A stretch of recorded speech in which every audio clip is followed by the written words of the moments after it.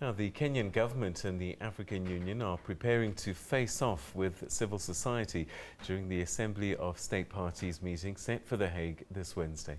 Kenya, with the backing of the AU, is pushing to have an independent audit of the International Criminal Court's prosecutor system of identifying witnesses. It also wants the court not to apply Article 68 on recanted evidence in the case against Deputy President William Ruto. Ruto faces charges of crimes against humanity for his alleged role in the 2007 post-election violence that claimed 1,300 lives in Kenya. Sunday in Eldoret town, President Kenyatta and his deputy William Ruto jointly hold a public rally.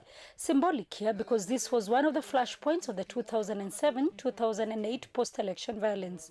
At the time, the two were political rivals. Now they are allies.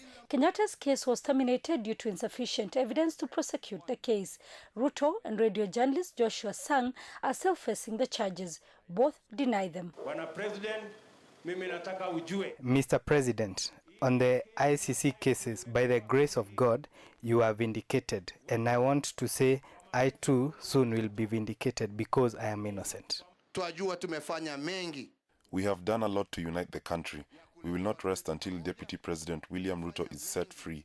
That is why we are telling the ICC and the West to leave Kenya alone. Kenya is sending a delegation of members of parliament and legal advisors to The Hague this week, where they hope to lobby other countries to challenge the decision by judges to use recanted evidence in the Ruto and Sang case. Kenyans and members of the civil society term the move a waste of public resources.